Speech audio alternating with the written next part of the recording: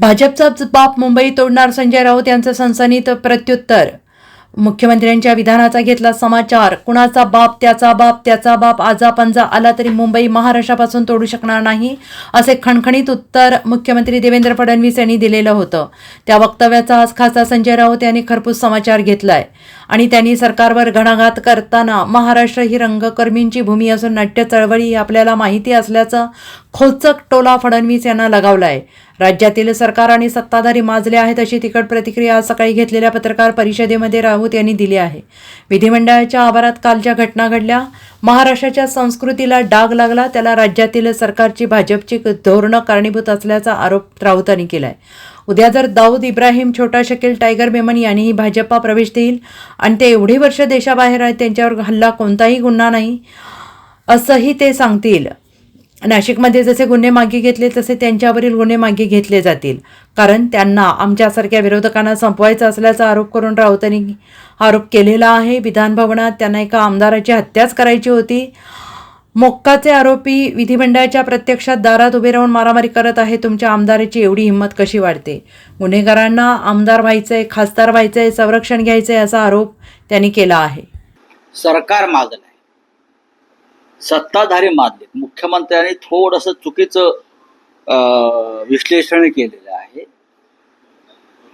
मुख्यमंत्र्यांनी आपल्या पक्षात गुंडांची भरती करायची थांबवली सत्ताधारी पक्षात, की आपोआप हा माज उतरेल. त्यांनी जी रिक्रुटमेंट आहे, क्रिमिनल रिक्रुटमेंट किंवा पॉलिटिकल क्रिमिनल रिक्रुटमेंट, राजकीय गुन्हेगारांची खोगीर भरती ही थांबवली की हा माज आपोआप उतरेल ना. त्यासाठी त्यांना कायद्याची गरजच नाहीये की कायदा करा, कमिटी स्थापन करा.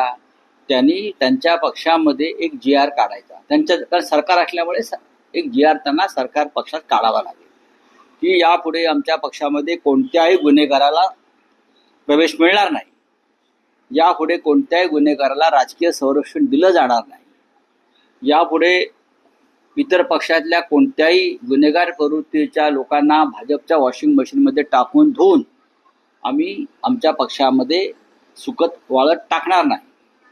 बरं, हे जर त्यांनी एकदा जाहीर केलं की या ज्या घटना घडल्या काल विधिमंडळाच्या आवारामध्ये, त्या कधीच घडणार नाही, याला सर्वस्वी जबाबदार महाराष्ट्राच्या संस्कृतीचं जे अधपतन सध्या सुरू आहे त्याला भारतीय जनता पक्षाची धोरणं कारणीभूत आहे. बरं, मी तर म्हणतो की उद्या जर दाऊद इब्राहिम मुंबईत आला आणि यांच्या पक्षात प्रवेश केला तर त्याला घेतील ते म्हणतील इतक्या वर्ष हा भारतात नाहीये, त्याच्यावर नवीन गुन्हाच नाहीये. आणि मग त्याच्यावरचे गुन्हे जसं नाशिकला मागे घेतले, नाशिकला जसे पक्षात प्रवेश करायचा आहे म्हणून गुन्हे संबंधित व्यक्तींवरचे गुन्हे मागे घेतले, तसे दाऊद, छोटा शकील, टायगर मेमन यांच्यावरचे गुन्हे मागे घेतले जातील आणि त्यांना पक्षात प्रवेश दिला जाईल, कारण त्यांना आमच्यासारख्या विरोधकांना संपवायचं आहे. आणि ते कायदेशीर मार्गाने किंवा लोकशाही मार्गाने नाही, तर अशा प्रकारे बळाचा, शस्त्राचा वापर करून. आम्ही जे वारंवार सांगतोय की विधान भवनामध्ये एका आमदाराची त्यांना हत्याच करायची होती, मारायचं होतं त्यांना. मकोकाचे आरोपी आतमध्ये आले हो, मकोकाचे आरोपी, खून प्रकरणातले आरोपी विधिमंडळाच्या प्रत्यक्ष सभागृहाच्या दारात उभे राहून मारामारी करतात. आणि ते सगळे संबंधित कोणाचे आहेत? तर तुमच्या आमदाराच्या. तुमच्या आमदाराची एवढी हिंमत कशी वाढते? त्याच्यावर सुद्धा अशाच प्रकारचे खटले आहेत. तुम्ही जी भरती केली गुन्हेगारांची, त्याच्यामुळे भारतीय जनता पक्ष हे गुन्हेगारांचं सगळ्यात मोठं आश्रयस्थान झालेलं आहे. गुन्हा करायचा, त्यांच्या पक्षात जायचं, आमदार, नगरसेवक, खासदार व्हायचं, मंत्री व्हायचं किंवा संरक्षण घ्यायचं. ही या राज्याची स्थिती आहे. महाराष्ट्राच्या संस्कृतीच्या तुम्ही कोणत्या गप्पा करताय? काय ते आपल्या भाषणात म्हणाले की मुंबई ही मराठी माणसाचीच. कशी? माझ्याकडे प्रश्न आला जेव्हा मी वाचलं, ऐकलं की मुंबईवर मराठी माणसाचाच हक्क आहे. कशी? हे त्याने एकदा महाराष्ट्राला समजून सांगायला पाहिजे.